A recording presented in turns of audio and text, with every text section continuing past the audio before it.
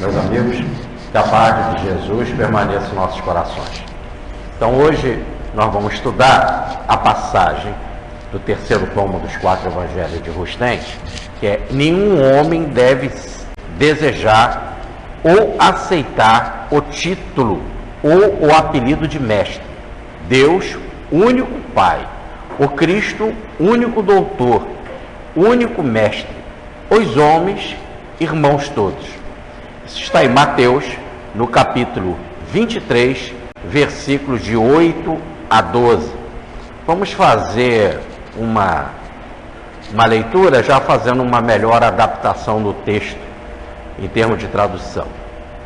Não quereis vós, porém, ser chamados mestres, porquanto um único mestre tendes, e todos sois irmãos. A ninguém na terra chameis vosso Pai, porquanto um único Pai tendes, que está nos céus. Nem vos deis o título de guias, porquanto não tendes mais do que um só guia, e entre vós será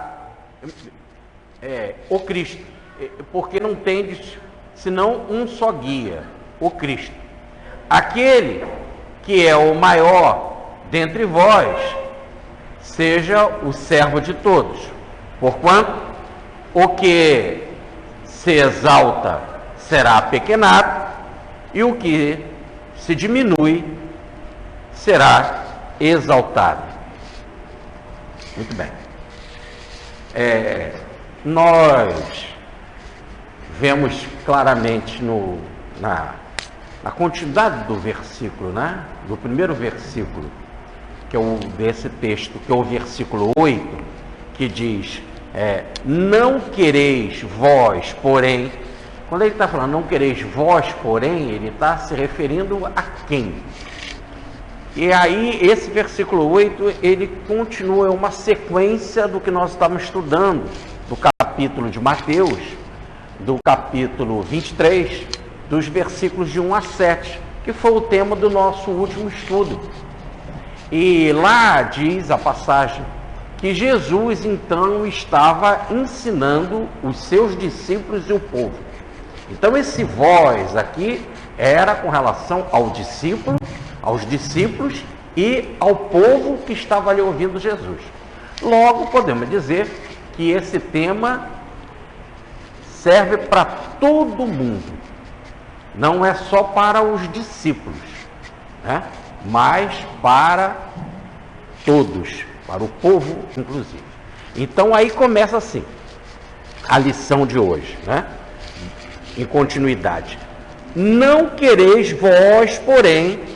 Quando ele diz não quereis vós, porém, ele está se referindo à lição passada. E qual é a lição? É que ele falou, não sejam como os fariseus e os escribas, porque os fariseus e os escribas, o que eles fazem não é o que eles falam. Logo, seguir o que eles falam, não o que eles fazem, porque eles mesmos colocam um peso tremendo do ombro do povo e eles mesmos não gostam de nem tocar nesse peso, né?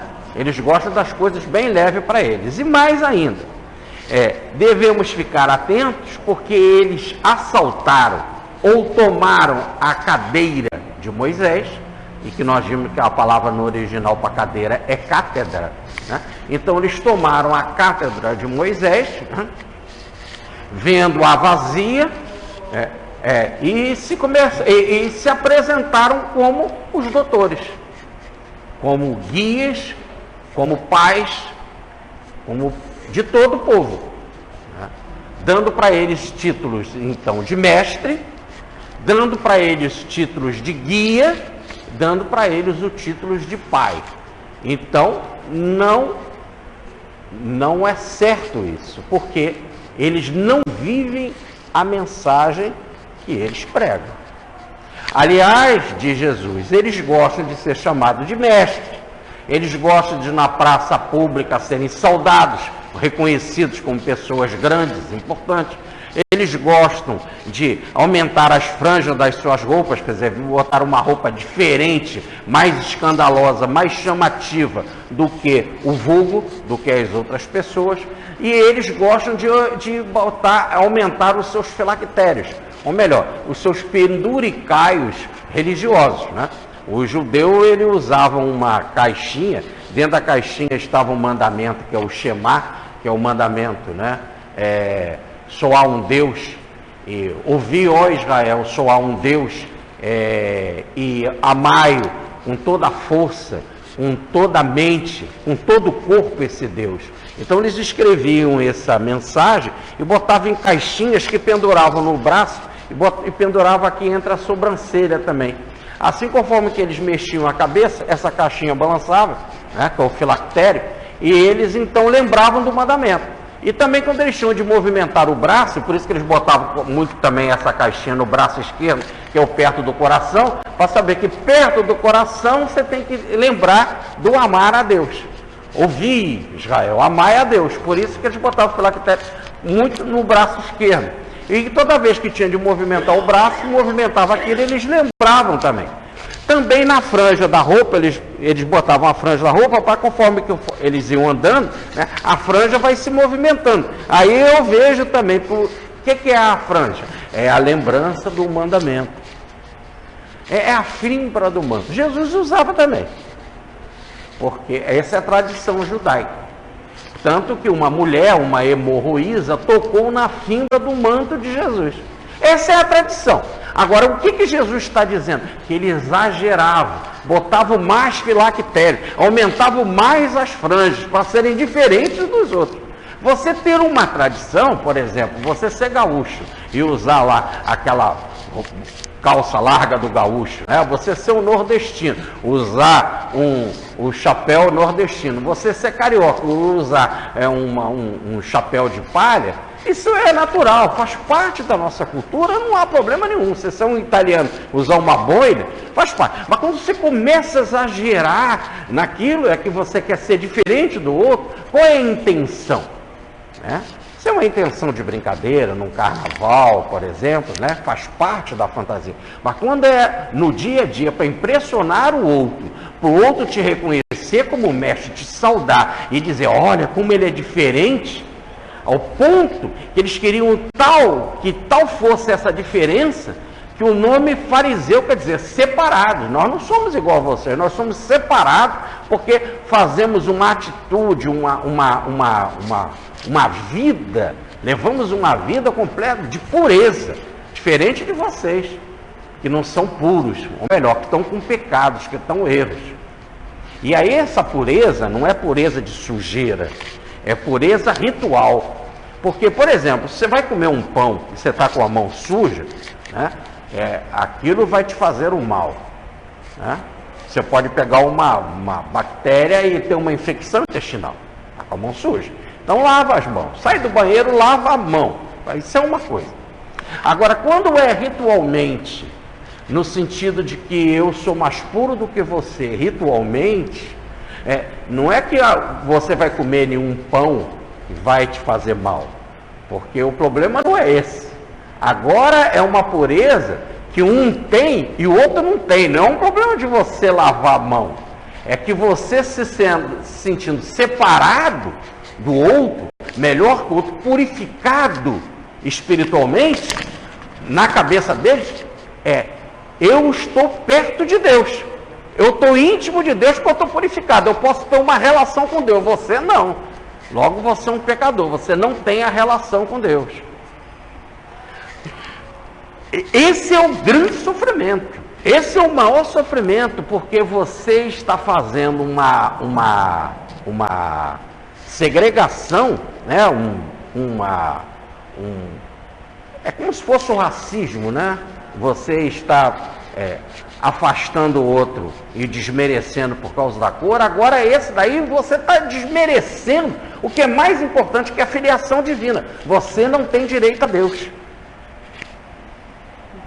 Então, é uma dor muito maior. Com todo respeito ao racismo, que é uma dor erradíssima, com todo respeito à homofobia, que é uma dor erradíssima, fazer com que os nossos irmãos com outros coloridos sexuais venham a sofrer, né? Então, ou então o desprezo religioso porque é a pessoa de uma outra religião. Agora, esse daí é uma raiz, é uma coisa íntima, quer dizer, internamente você não tem direito a Deus porque está contaminado. É uma segregação muito maior. Podemos dizer assim, é um pensamento muito mais estúpido, mais obtuso, bronco. Aí disse Jesus, né? Eles gostam de andar assim, para poder se sentir diferente dos outros, para que todos vejam, olha os filactérios, olha as franjas, olha, eles gostam de ser chamados de mestre, olha, eles gostam de ser soldado em praça pública. Eles, inclusive, sentam nos melhores lugares, tanto no banquete quanto quando vão na sinagoga, para que todo mundo que entra na sinagoga fala, olha lá, o mais importante está lá na frente. Eu não sou tão importante, por isso que eu estou aqui atrás. E ele está lá na frente, porque ele é mais próximo de Deus. Olha aqui. É isso. E quando você vai num banquete também, e aí não é coisa de Deus, mas está lá. Independente disso, até entre os homens, não só nas coisas divinas, mas entre os homens também, ele está em posição de destaque. Aí começa a lição de Jesus, no capítulo de hoje. Qual? Não quereis vós, porém, dessa forma. Não vão fazer assim. E o que é mais grave de tudo é quando a pessoa começa, mais do que botar aquelas roupinhas, mais do que eu botar o filactério, mais do que quando aumenta a franja, mais do que querer sentar nos principais lugares, tanto na sinagoga quanto nos banquetes, há uma situação mais grave que é a lição de hoje. Quando o sujeito, ele se coloca na posição de mestre e diz, eu sou mestre. Aí o outro não é. O outro não é. O outro é o discípulo. Se o outro é discípulo, eu que conheço a verdade, você tem que me obedecer. Aí é mais grave. E a situação vai aumentando de gravidade. Quando, mais do que mestre, o sujeito se coloca como pai. Ele agora, ele dá para ele um título de pai.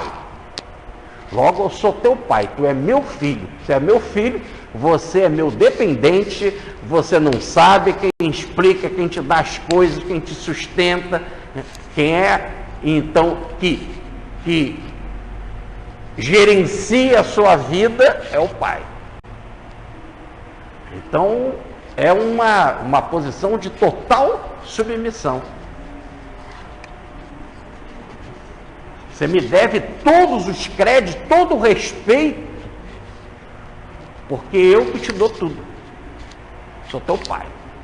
E aí tem um outro título gravíssimo, que é o terceiro da lição de hoje, que é de guia, que é a palavra que é traduzida por doutor no texto, mas que as melhores traduções colocam é diferente de mestre, é guia. Guia é aquele que vai na frente. Olha bem, guia é o que vai na frente. E o que vai na frente é como se fosse dizendo assim para os que estão atrás, me segue, né? Eu sou o guia, eu que vou na frente. Quer dizer, não só eu vou na tua frente, eu sei o caminho. Você vai atrás de mim e me obedece. Se esse guia é cego, já pensou? E daí a frase de Jesus, guia de cego, né? Que guia o cego, imagina, um cego guia de cego, é a frase de Jesus. Cego guia de cego, ambos cairão no abismo. Né? Se um cego tem por guia um cego, ele está muito mal. Então, são as três colocações. Então, diz Jesus, não quereis quem? O povo e os discípulos. Não quereis vós, porém, ser chamados mestres. Porquanto?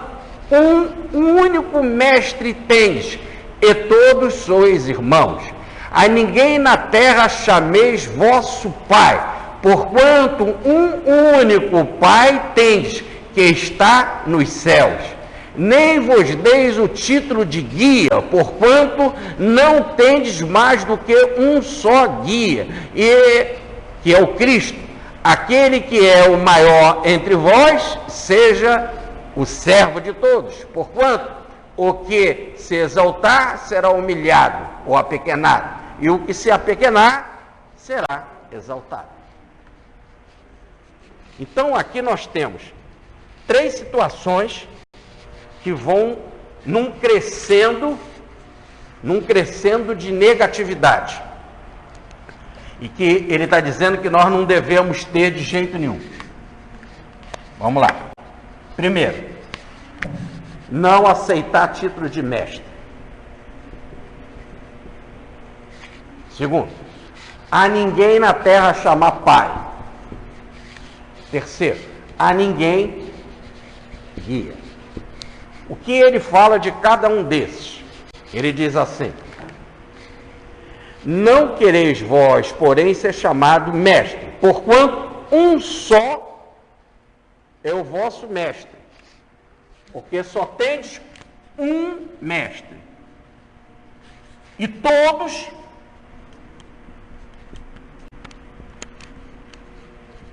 somos irmãos.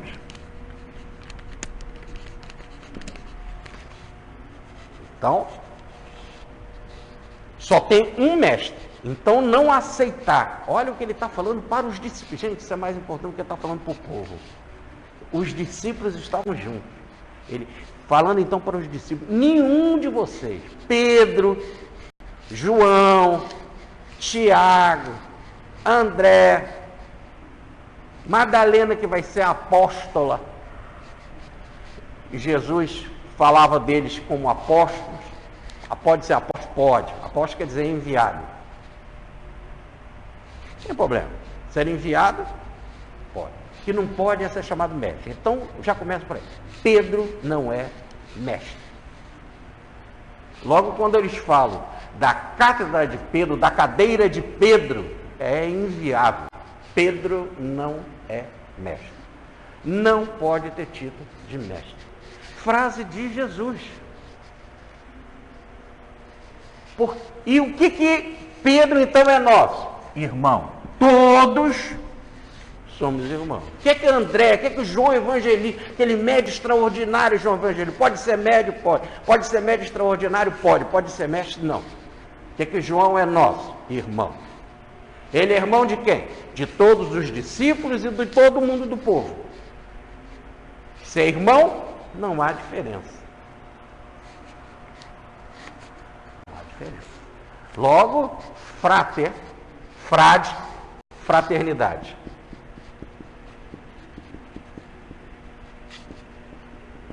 Fraternidade. Por que fraternidade?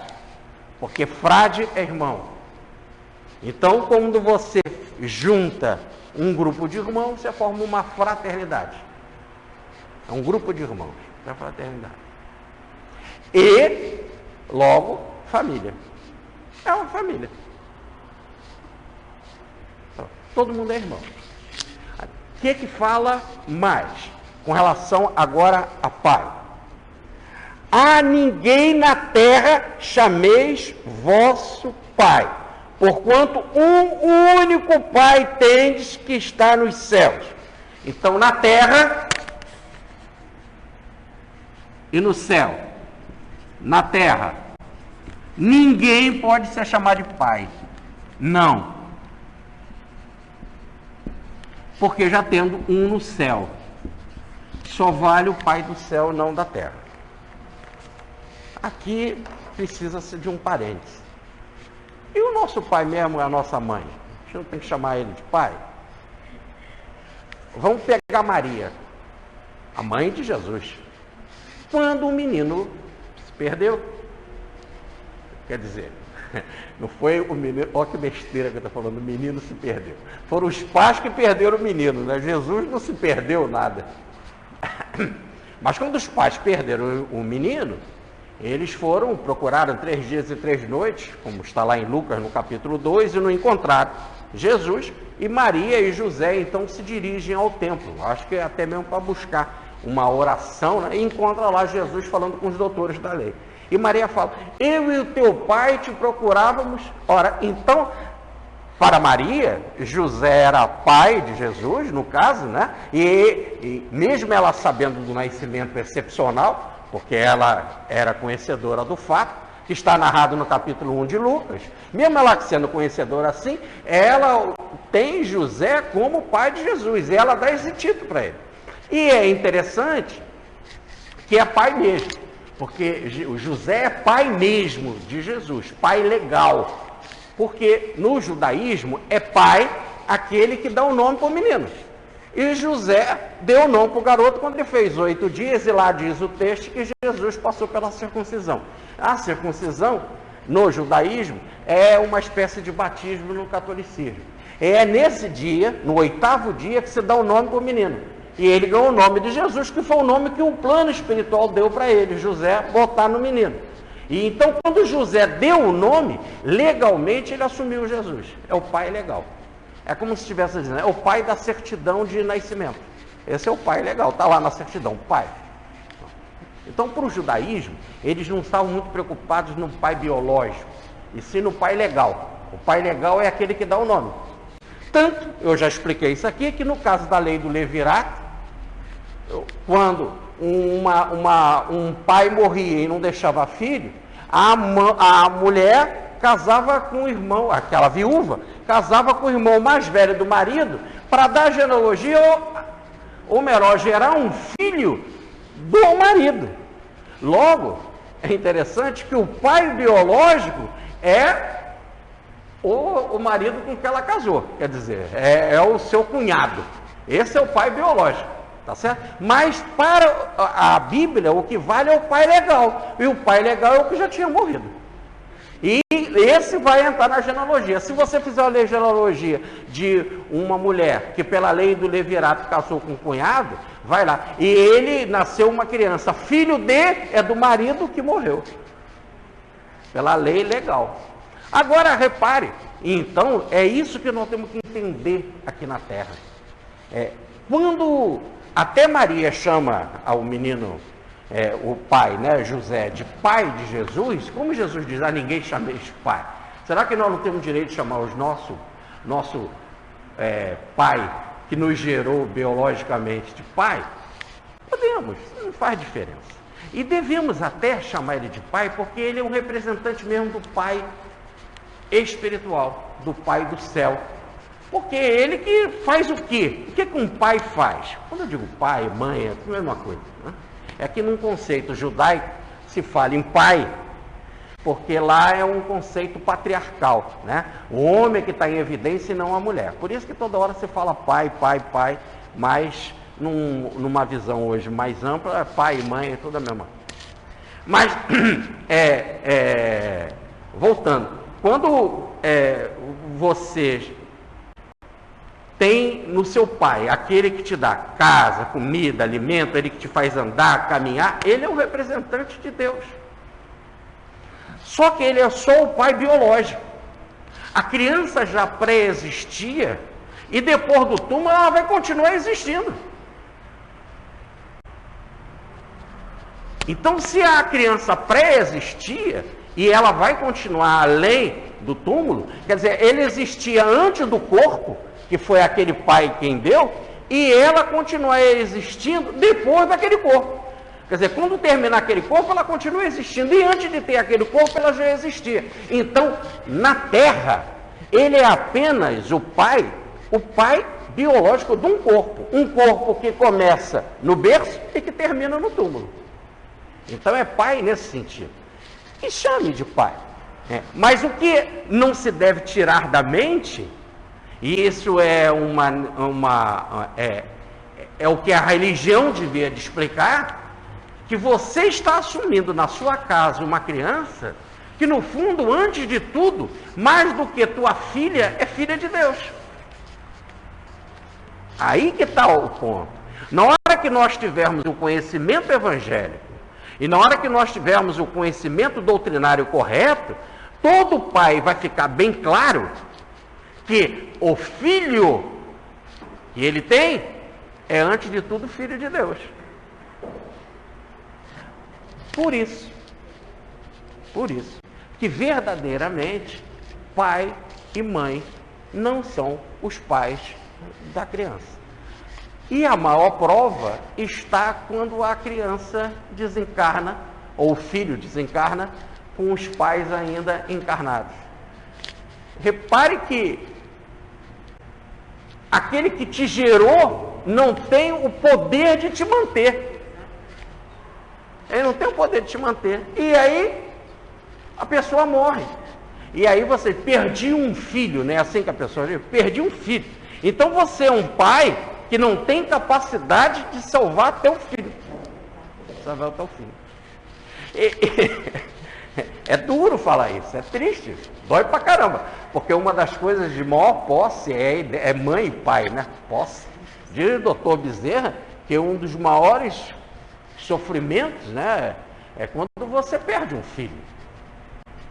E não precisa o doutor Bezerra dizer isso, todos os pais sabem disso. É um sofrimento tremendo, porque é o órgão mais íntimo que nós temos, depois de nós mesmos, são os nossos filhos. Tanto que os nossos filhos são parecidos com a gente e veio da nossa biologia. Mas é por isso que é um corpo nosso. É interessante, é por isso que a doutrina pede que a gente não pede. Não resta a menor dúvida, mas eu vou chegar lá. Mas a gente só está trabalhando ainda com as coisas da construção do conceito para aprofundar isso. Mas repare que é duro, porque é como se você arrancasse um pedaço do seu corpo, né? E o corpo mais próximo que você tem e que se move sem estar preso a você é teu filho. E quando você não consegue, então, reter o teu filho, isso dá um sofrimento tremendo. Mas, por exemplo, no caso do Dr. Bezerra, eu fiz uma palestra aqui agora no dia 29 de agosto sobre o Dr. Bezerra, né? E a imortalidade da alma. E nós dizíamos aqui, falando dos 15 filhos do Dr. Bezerra de Menezes, que desses 15, 9 desencarnaram com ele encarnado. E nós mostramos um conceito do Dr. Bezerra, que ele falou assim, que é depósito do Senhor. Depósito do Senhor. Um filho é um depósito do Senhor. Ele tinha um sofrimento tremendo quando ele com a perda do filho, mas ele tinha de entender que era um depósito do Senhor, principalmente depois com o espiritismo, né? Sendo espírita.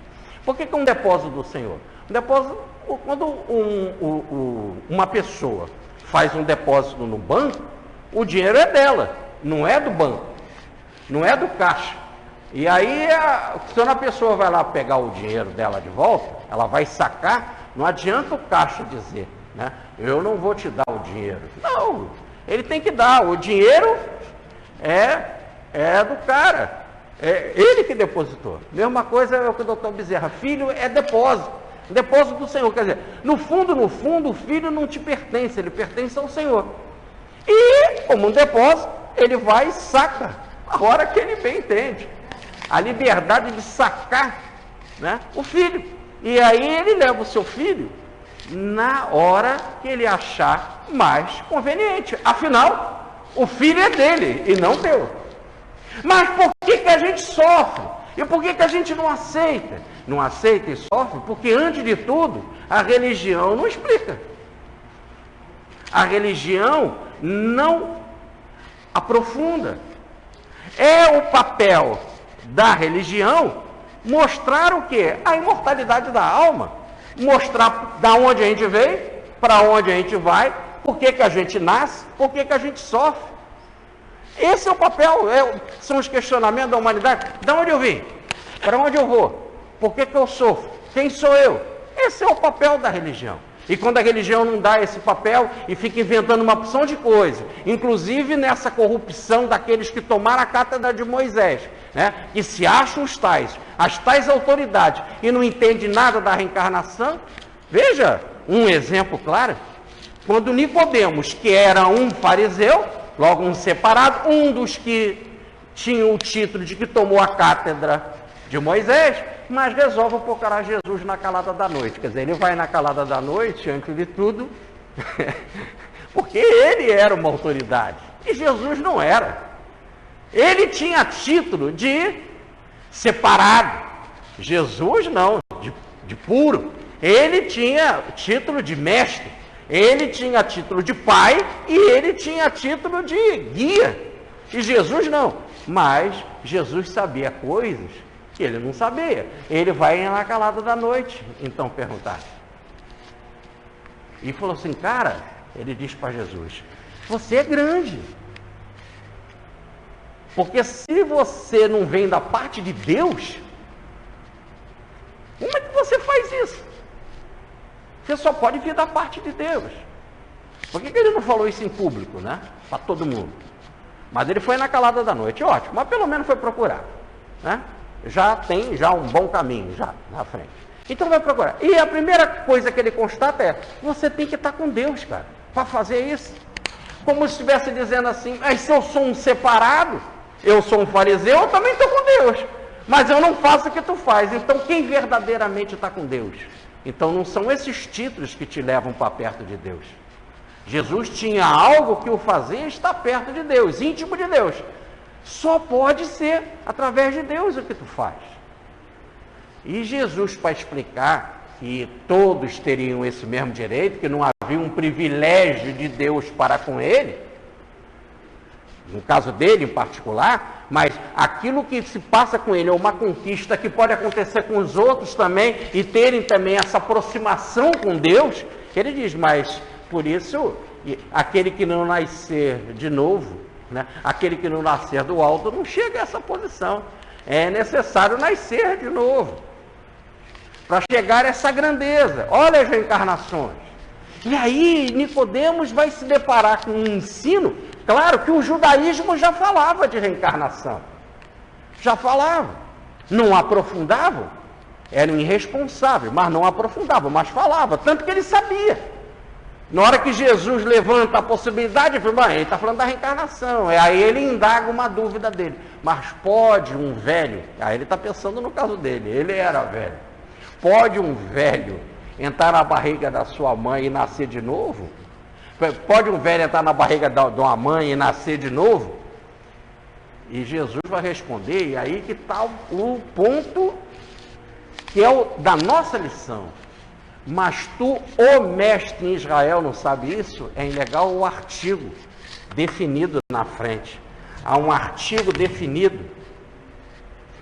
O artigo definido é o. Jesus está definindo. Tu, ô mestre, quer dizer, aqui quem tem título de mestre, que se dá título de mestre, é o fariseu. A ninguém chameis mestre na terra. E você tem esse título de mestre, você se dá esse título de mestre, quer dizer, tu, ô mestre em Israel. E aí Jesus vai dar uma gozada assim com o mestre, vai botar ele no lugar dele, vai mostrar que ele não é mestre. Mas tu, ô mestre, quer dizer, entre nós dois aqui, quem tem título de mestre é você, mas tu, ô mestre em Israel, não sabes isso? Não conhece a reencarnação? Isso aí João no capítulo 3. Mas você tem título de mestre e não sabe a reencarnação, como é que tu quer seguir a dos outros? Então a mãe pega um filho com leucemia, pega um filho cego, o filho morre, e ela pergunta, mas por que Deus fez isso comigo? Por que Jeová fez isso comigo? Por que Deus agiu assim, tão cruel com a minha família? Aí ela vai na sinagoga desesperada, como Maria também foi no templo, desesperada quando ela perdeu Jesus. É natural você buscar na religião uma resposta. Afinal, tu vai buscar a resposta com aqueles que se dizem mestre, pai e guia. E tu chega lá, qual é a resposta que tu dá? Vai lá na igreja. Meu filho nasceu com leucemia. Deus sabe o que faz. Mas como que Deus sabe o que faz? E fez o filho do outro bom e o meu mal. Confia, seja humilde, aceita, ama.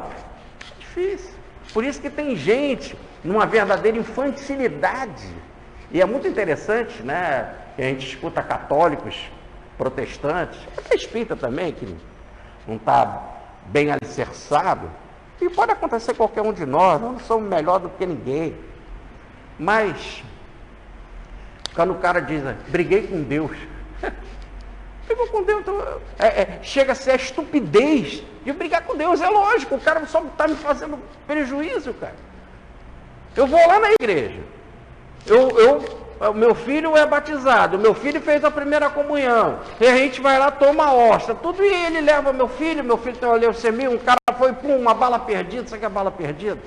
Eu sei quem matou meu filho, eu sei que ele foi embora. Por que Deus não cuidou? Então a pessoa fica muito injuriada. Mas esse é o papel da religião, explicar. Por isso que o espiritismo, ele encara todos os problemas. E quando ele não sabe mesmo, primeiro ele não se diz de um espírita que é mestre, que é doutor, que é guia, que é pai. E segundo, quando não sabe, eu não sei, vamos estudar junto. Vamos buscar orientação espiritual, vamos buscar uma mensagem, vamos ver se os nossos guias nos orientam. É assim que se faz. Porque as pessoas precisam de explicação. Agora, então, e uma das explicações você pode até ser chamado pelo seu filho de pai, mas você não é o pai verdadeiro. Tanto que o outro pai pode levar ele a hora que quiser. O outro que é o pai mesmo de verdade. Então, quando você começa a explicar isso para a criança, ensina ela a oração, Pai Nosso que estás nos céus. Esse é o Pai do céu. Eu sou um pai aqui da terra, né? E nós todos obedecemos ao Pai do céu. Então, o Pai da terra é humilde. E ensina para a criança que o que vale é o Pai do céu. Eu estou aqui, sou um representante dele, meu filho. Me ajuda para que eu possa fazer de melhor forma, cuidar do filho dos outros, que é do filho dele. Uma responsabilidade muito grande ser pai. Ser pai é uma das maiores responsabilidades, que você vai cuidar do filho de Deus. Tá certo? E é o caso do currículo escolar, né? É o caso da escolinha. Quando você vai botar o filho na escolinha, tu vai lá para saber se os professores são bons, se as escolinhas são boas, não é isso? Porque você quer que o seu filho tenha o melhor. Assim Deus espera que os pais sejam os melhores para cuidar dos filhos dele. Então, quando a religião ensina verdadeiramente que o pai na terra é apenas um pai biológico e que ele recebe esse papel de um pai pequeno para cuidar do desenvolvimento da criança, ler, escrever, andar, se alimentar, etc. É um cuidador. Um cuidador. O sujeito, um fazendeiro, ele cria boi. Mas ele não inventou o boi. Ele cria no sentido de tomar conta do boi. Tá certo? O boi nasce e ele toma conta do boi. Ele é um criador, não? Ele não é o criador no sentido de que gerou o boi. Então, a mesma coisa é você. Você é um criador do seu filho, de tomar conta, de cuidado. Mas não é o que gerou o seu filho, no sentido da existência dele, do seu ser. Né? Então, sou do céu. Esse é o papel da religião, explicar. Fazer que os pais daqui sejam humildes, porque pais humildes vão fazer crianças também humildes. Depois o guia, que é aquele que está na frente. Esse é um conceito muito interessante, que é o que vai adiante, né? O que vai na frente. Porque quando o povo saiu lá do Egito, o povo judaico estava no Egito, estava lá na escravidão do Egito, eles foram libertados e começaram a peregrinar no deserto para ir para uma tal terra prometida que o Senhor deu para eles e que eles vão receber 40 anos depois. Precisavam de orientação no deserto, precisavam de leis e precisavam do mapa, ou melhor, do guia, aquele que ia levá-los para a tal terra prometida.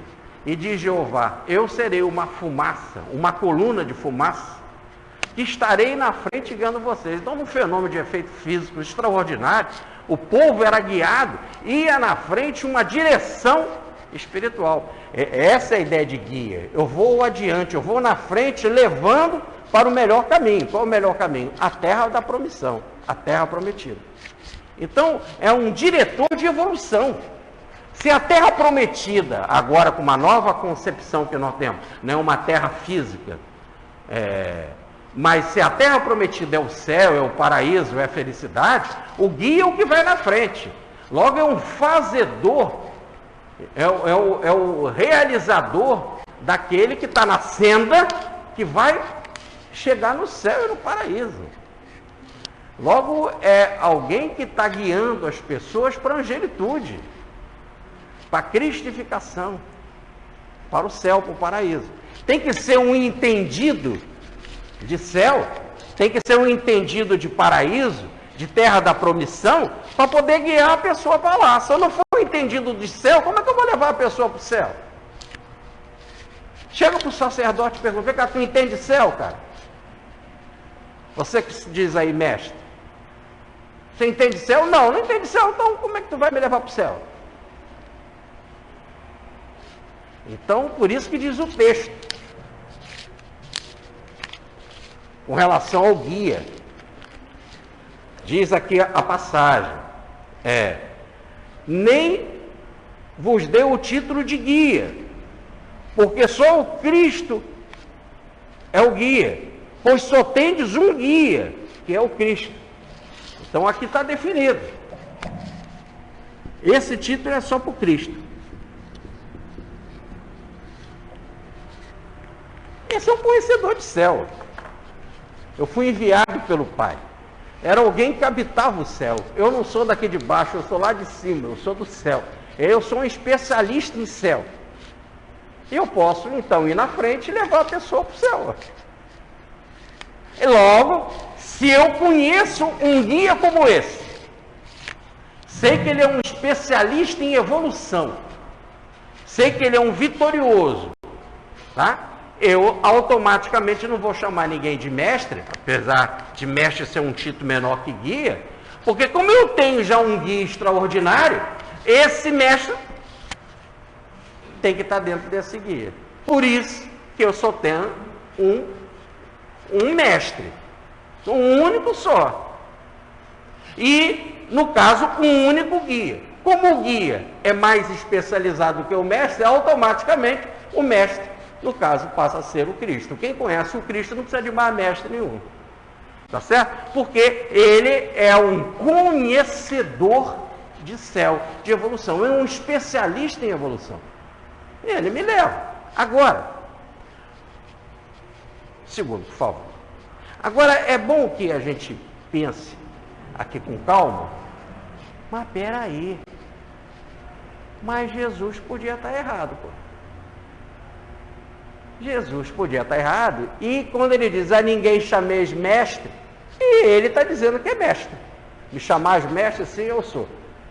E ele está dizendo que não deveis de maneira nenhuma chamar ninguém de guia, e ter ninguém por guia, pois só tendes um guia que é o Cristo. Então ele está dizendo que é ele, que ele é o Cristo, que ele é o Cristo, que ele é guia, logo que ele é amado, que é mestre, que ele é mestre porque ele é guia. Um especialista em evolução. E se não for? E se ele estiver errado? Qual é a prova? E se nós não fizermos isso, aparece um outro aí e diz: eu sou o Cristo. E aí? Eu tenho que seguir ele. Se ele for um cego, eu vou cair no abismo.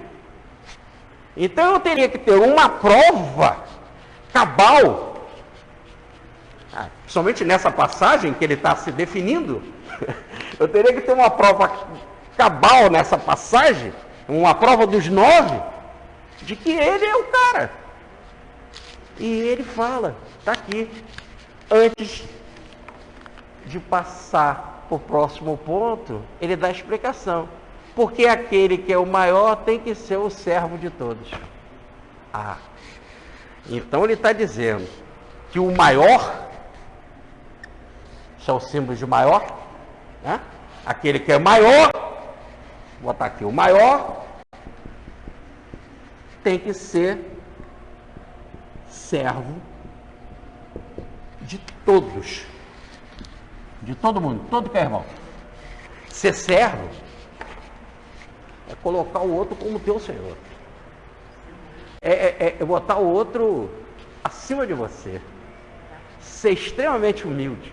E estar preparado para ajudá-lo e servi-lo em tudo aquilo que o outro precisar. Olha que coisa extraordinária.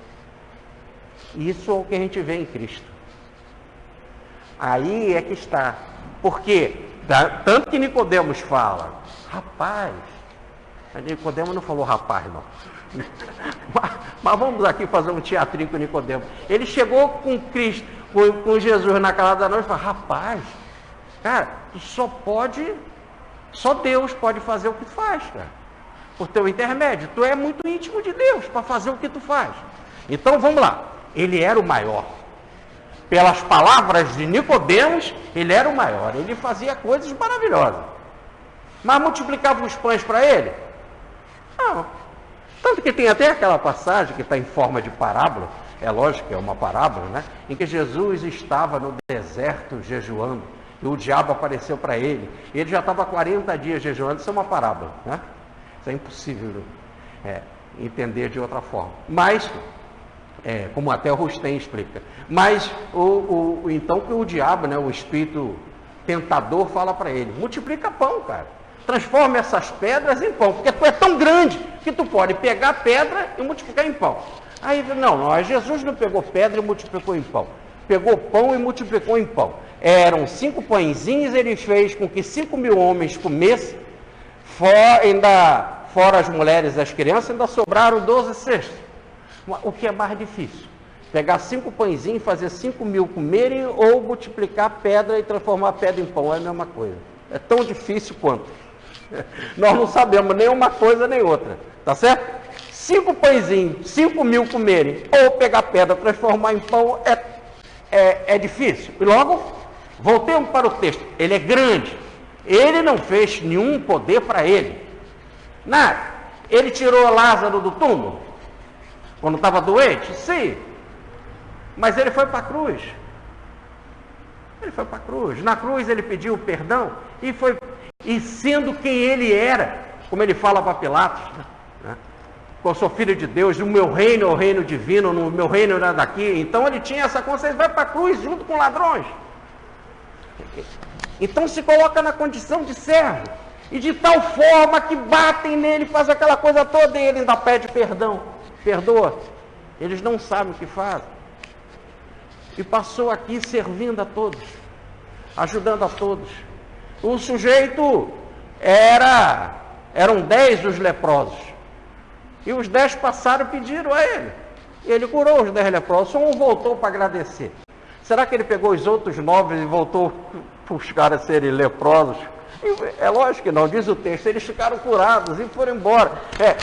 Não é porque voltaram para me agradecer, não tem que agradecer nada. E mais ainda, toda vez que ele curava, ele dizia para aquele que era curado: vai ao templo, faça o sacrifício, mostre para o sacerdote o que Deus te fez. Quer dizer, não sou eu, é Deus que fez. Vai lá mostrar, porque o teu exemplo de cura pode ser fé para muita gente. E diz o que Deus te fez e não eu. E repreendia as pessoas quando saíam dizendo que ele curou, que ele fez isso. Mais ainda, quando o espírito atrasado começou a dizer: eu sei bem quem tu és o Filho de Deus Altíssimo, tu és enviado de Deus. Ele repreendeu o espírito para que o espírito não falasse isso. Então, se colocar como servo, como humilde, passar ajudando, e não como os fariseus afastados do povo, mas cuidando de obsessão, cuidando dos que estavam doentes, cuidando dos que estavam com fome, cuidando das pessoas que estavam aflitas, cuidando dos leprosos, cuidando das crianças, cuidando das mulheres, das prostitutas, não repreendendo, até mesmo com uma adúltera. Vai, eu também não te condeno. Olha que coisa extraordinária, ela era adulta, estava diante dele. Vá, não erres mais, eu também não te condeno. E se ela voltar a errar? Não erres mais, eu também não te condeno. Vai. Então essa manifestação de carinho, de acolhimento pelo velho que era abandonado, a mulher que era desprezada, a criança que não era considerada, o doente, o paralítico, tudo mudou. Ele serviu a todos, ajudou a todos. Sem exceção. Vim para servir. E a maior prova, botou o avental, pegou a bacia e lavou a pés dos apóstolos. E Pedro chegou a dizer, tu não vai me lavar. Por que não? Por que não, Pedro? Se eu não lavar você, eu não faço parte contigo. Então, esse espírito de serviço é a prova de que o cara é o guia. E o que ele exigiu da gente? Lá eles faziam preces longas para as viúvas. Não acredito. Preces longas para a viúva, para poder cobrar mais da viúva. O que Jesus cobrou? O que ele pediu a alguém? Foi à cruz, exigiu alguma coisa, fez alguma reclamação, pediu algum dinheiro, alguma coisa. Eu multipliquei os pães, vocês não vão me dar nada. Nada, nada, nada. Então, esse é o texto. Agora, então, o que ele espera do povo? Tem o mesmo comportamento. Tem o mesmo comportamento. Aquele que quiser ser o maior, seja servo, servidor de todos. Logo, qual é o papel dos discípulos? O papel de servo, de servir. Então, não vão ser chamados de mestre. Não vão ganhar título de pai, não vão ganhar título de guia, só tendes um, que é o Cristo, só tendes um pai, que é o do céu, e o mestre é o guia, que é o Cristo. E vocês, o que vão fazer? Vocês, os apóstolos. E os apóstolos também sabiam curar? Sabiam. Sabiam ressuscitar? Também sabiam. Sabiam curar de envenenamento? Sabiam. E o que vocês são? Servos. Vocês não têm direito a nada disso. E mais, digo mais, aquele que se exaltar, será humilhado. Esquece disso. Olhe bem, meus apóstolos, olhe bem vocês no futuro, se quiserem um dia ser meus seguidores. Ele estava falando para o povo também. Preste atenção, aquele que se exaltar, começar a dizer que é mestre, começar a dizer que é pai dos outros, começar a dizer que é guia, preste atenção, será humilhado. Vai cair do precipício, vai desabar, vai passar vergonha. Esse é um mecanismo extraordinário da reencarnação. Mas todo aquele que se humilha, a esse será exaltado. Se humilhou, porque é meu discípulo, e vocês podem imaginar o que é você ser par do Cristo, hein? Ser discípulo do Cristo, ombrear com ele, está sob a orientação do guia, do único guia. Poxa, e se você mesmo assim aceitar a cruz, aceitar as perseguições, se as pessoas não te aceitarem numa cidade, sacudir o pó e procurar ir para frente em vez de ficar atacando os outros, guardando mágoa, rancor, ódio, etc. E continuar caminhando, se te botar na cruz, seja humilde, como Pedro pediu até para ser crucificado de cabeça para baixo, aí sim, é realmente meu discípulo, porque se humilhou. E só o que se humilha é que será exaltado, é que vai se elevar aos olhos do único Pai que existe, do Pai verdadeiro, que é o do céu. E a glória não será aqui na terra, porque nenhum discípulo tem glória aqui na terra, só pode ter no céu. Por isso que tudo que é santo é morto. Não tem santo vivo. Até a igreja faz isso, né? Espera morrer bem. Porque ela espera até 2 anos, mais ou menos, de canonização, tem que provar bem, né, para poder botar no altar. E porque é um perigo um santo vivo. Santo vivo é um problema. Santo vivo é rebelde, fala coisas diferentes, e de repente a gente tem que tirar a santidade dele, né? Ele vai passar a ser um herege. Mas aí o santo, devidamente morto, a gente bota no altar. Mas é verdadeiro. Porque a verdadeira santidade, a única glória que um santo recebe é no céu. São Francisco de Assis terminou pobre, Gandhi recebeu 3 tiros no peito, não é isso? Joana d'Arc foi para a cruz. A resposta para a santidade não é aqui na terra, é buscar o céu. E então a glória não é daqui, é de lá. Mas com eles não é assim. Repare só no caso, para a gente fechar, do farisaísmo, dando continuidade na sequência do texto que nós vimos da semana passada e com essa. Não façam o que eles fazem, e sim o que eles dizem. Porque o que eles dizem está nas Escrituras, está certo. Mas o que eles fazem é completamente diferente. Logo, não tem força de exemplo. Mestre sem força de exemplo. Segundo, adoram ser chamados de mestre. Mas adoram ser reconhecidos em praça pública. Fora. Aumentam os seus filactérios.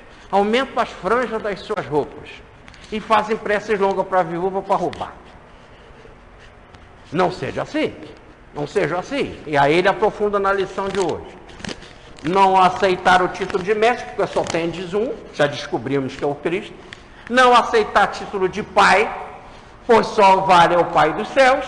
E a ninguém seguir, pois só tendes um, que é o Cristo. Logo, automaticamente, é o mestre. Gente, fizeram tudo diferente. Eles se dizem pai, é padre.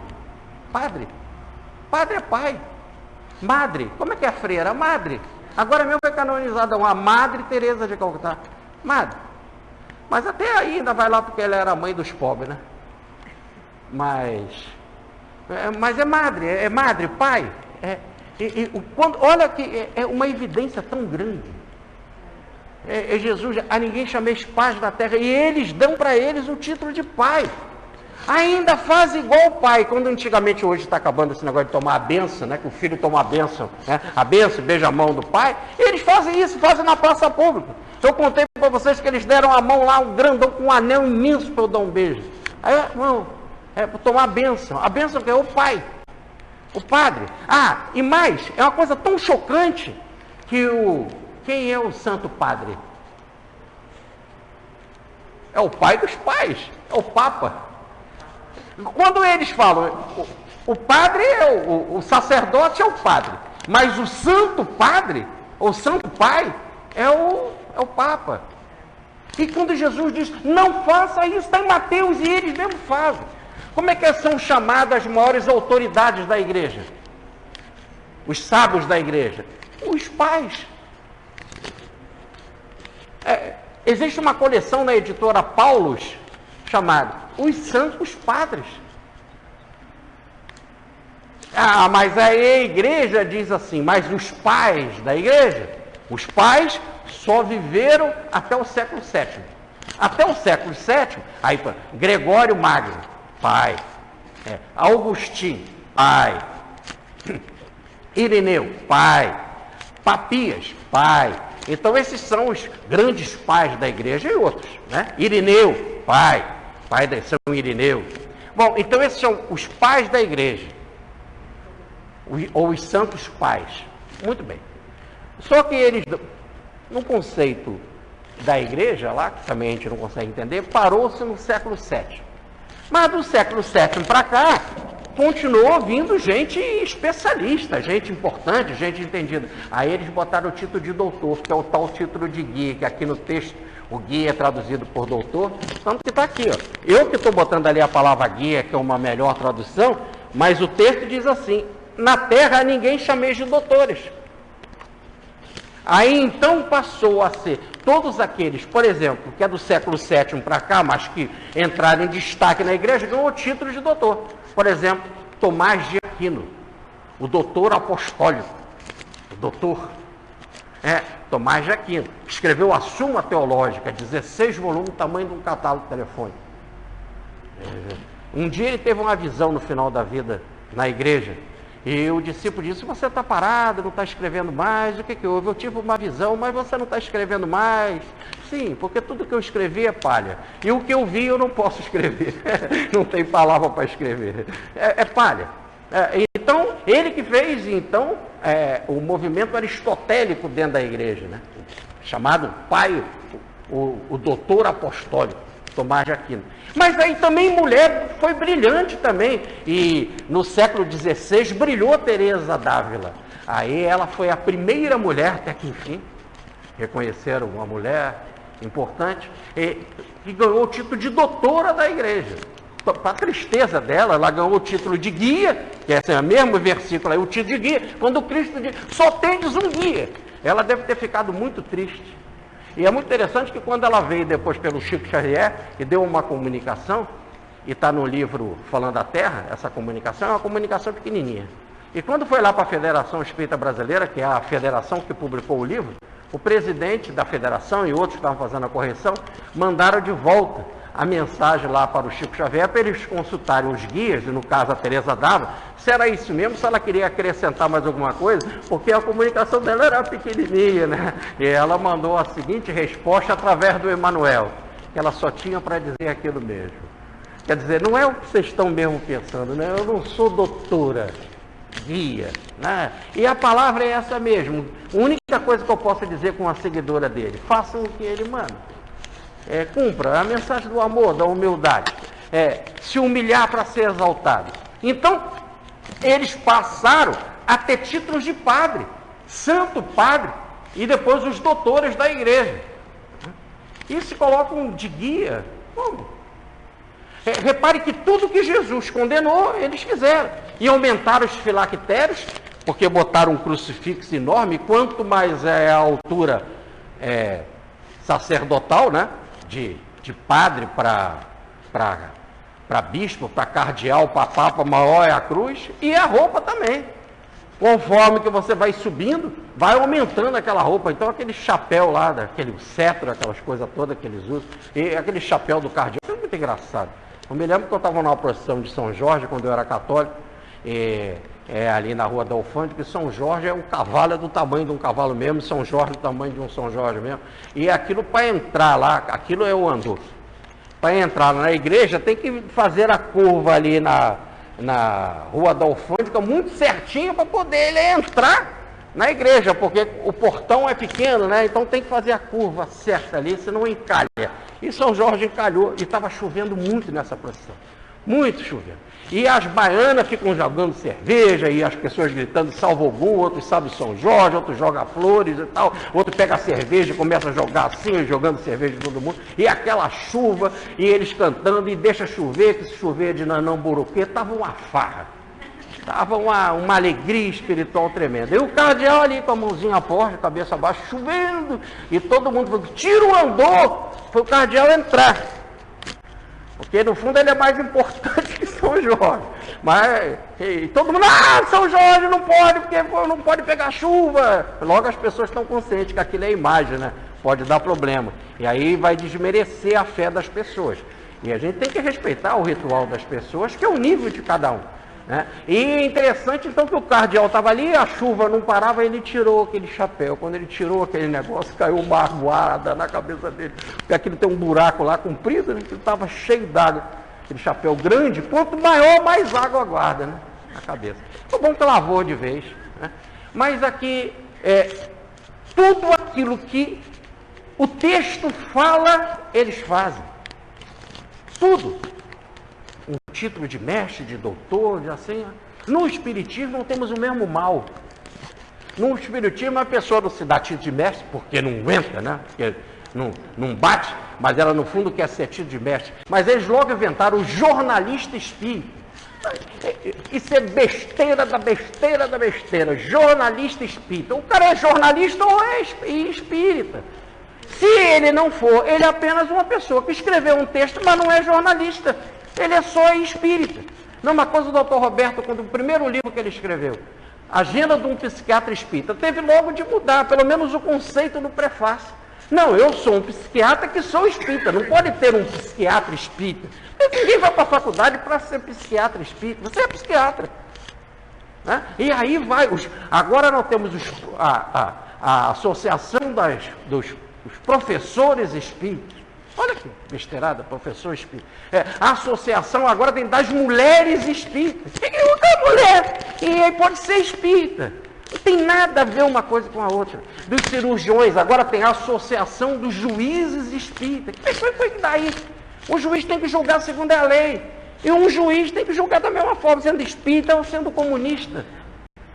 Sendo materialista e tal, ele tem que seguir os autos lá. E tem que ser honesto. É o que se espera de um juiz, não faz diferença nenhuma. Agora, nada impede dele ser um juiz e ser espírita e exercer muito bem, e a gente espera muito bem a sua profissão.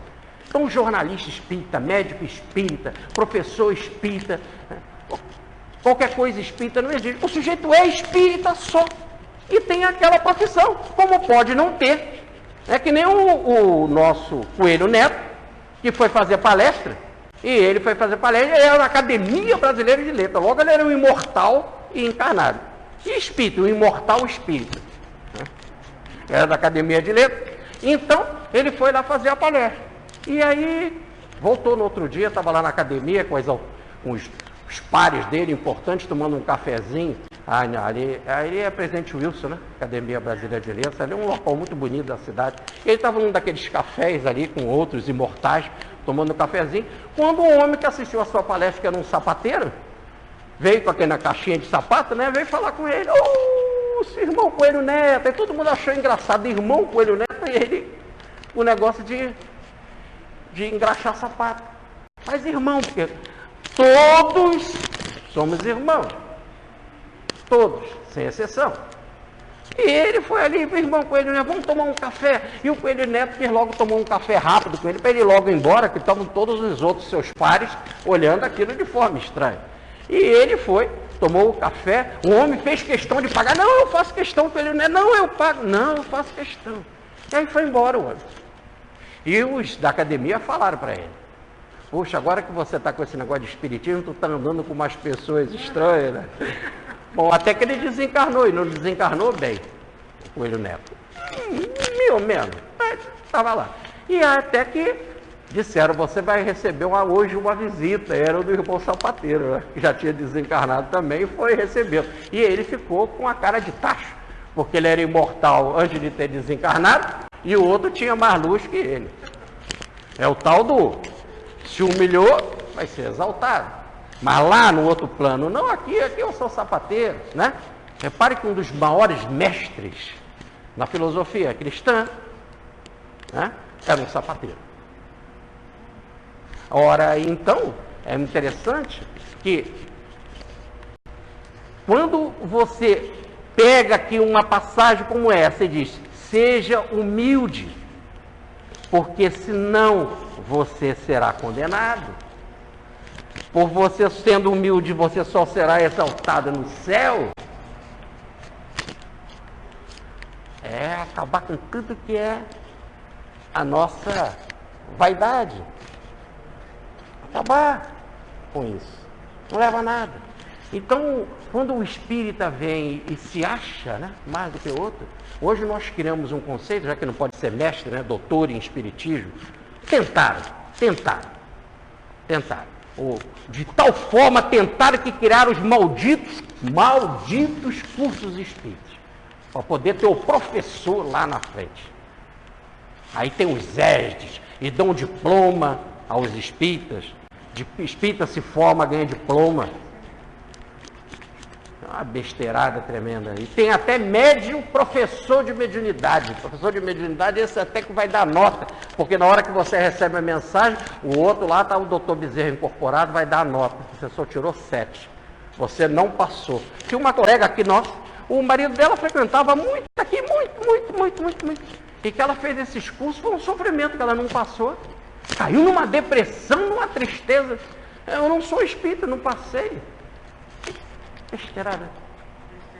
Então vamos ver os cursos espíritas, os diplomas espíritas, diploma disso, diploma. É muito comum a gente fazer palestra. Eu faço palestra em vários lugares, me dão um diploma. Você fez aqui a palestra e tal, no congresso, então me dão um diploma. A gente fica lá, né? A gente tem que chegar em casa e guardar por respeito, né? Tomara desencarnar para aquilo ser jogado fora. Porque a família não tem respeito nenhum por aquilo, não tem valor nenhum. Serve para nada.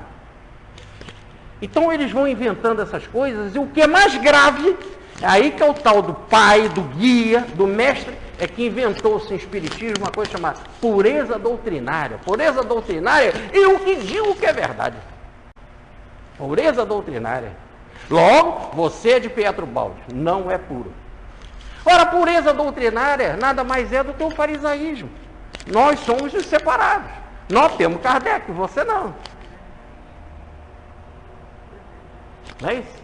E eu chamei as pessoas na internet, agora no Facebook, para o congresso de de Rustem, que aconteceu aqui no Regeneração, no dia 3 de junho, e um companheiro da Federação Espírita de São Paulo escreveu lá no Facebook: mas isso é espiritismo?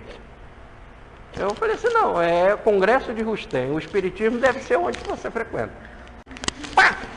Na hora. Aí você fala assim, mas você não tem que respeitar os outros. Respeitar é uma coisa, e respeitar o povo é uma coisa, mas diante das autoridades, o sujeito que se diz autoritário, e nós vamos ver nas próximas lições, Jesus vai dizer, ai de vós, escribas e fariseus hipócritas. Quer dizer, o sujeito que tem título, que se dá título de presidente de uma federação, disso, daquilo, vamos ter minhas palavras com ele. Onde que está isso no Evangelho? Onde está isso em Allan Kardec? Não tem, então é porque você se colocou numa posição que eu não conheço. Fica com ela, adeus, fui. Então, porque às vezes a gente vai falando dessas formas, e as pessoas falam, o Jorge está falando assim, ele está dando o exemplo da Igreja Católica. Ficou notório na Igreja Católica que eles dão o nome de pai para eles, né? Mas no Espiritismo correu por fora também. Porque pelo menos na Umbanda os preto velho é o pai Benedito, é o pai isso, o pai aquilo. Aí pegou. Mas veja bem, aí é o pai, porque ele tinha mesmo os filhinhos, é o pai que está tomando conta. Se ele for bem humilde, preto velho, está no papel dele, é paizinho. Mas é pai só, não é Deus. Tá certo?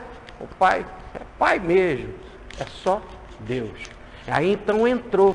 Aí então você vê os espíritas, né? O mentor do centro espírita, os títulos que eles dão. Toda vez que vem mentor, vem com título, só com o pé atrás, né? Título. Fica meio esquisito. Tanto que tem uma passagem, uma comunicação de Antônio de Pádua, que tem várias comunicações de Antônio de Pádua, e que ele desafiou, falou assim, não tem um título de santo, graças a Deus, eu não sou santo.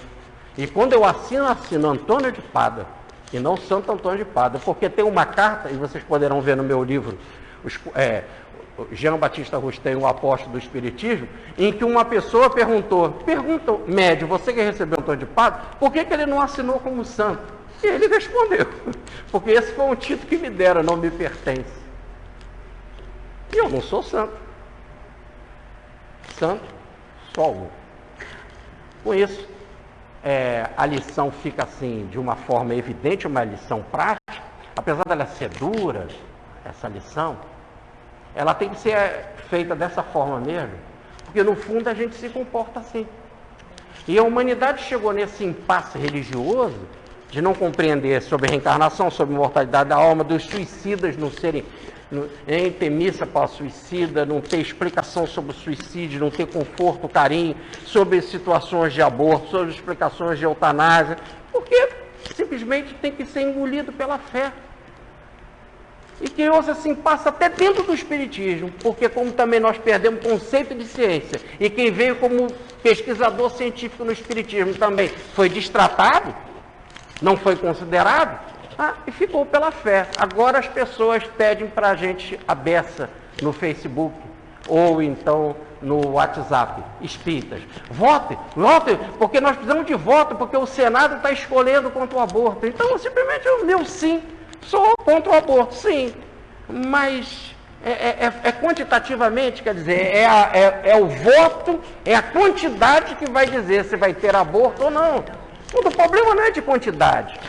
Porque se a maioria ganha e não tem um aborto, a mocinha que tem um filhinho por um estrupo ou por uma doença e tal, ela vai continuar sem entender nada. Eu sei que, né, em momento nenhum aqui com isso eu estou aplaudindo ou mandando ter aborto. Não, não é isso. Eu quero dizer como é que fica o sofrimento dela. Cadê o papel da religião, antes de tudo, de consolar, de confortar? E não adianta só em casos assim, só consolar e confortar. Tem que educar, tem que cuidar daquela criança, vai precisar de dinheiro, vai precisar de escola. Então é um conjunto de coisas. Por enquanto que tudo isso não estiver dentro do pacote, vamos ficar apenas com essa luta, sabe? Que nem ontem foi Flamengo e Palmeiras e deu empate. Ou ganha um, ganha outro, sabe? Não é um negócio de torcida. É de esclarecimento, de iluminação. Por isso que o guia que está na frente orienta e fala para aquele que se diz que é mestre. Ei, você que está na calada da noite, você não sabe? Tu que tem um título aí de mestre, tu não sabe sobre a reencarnação? E se eles não explicarem sobre a reencarnação, e hoje em dia, não adianta dizer que a reencarnação existe ou não existe. Se você não explicar cientificamente, como vai orientar as pessoas, confortá-las, consolá-las verdadeiramente? Essa que fica a nossa reflexão. Muita paz, fique com Deus. Perdão, meu querido. Pode.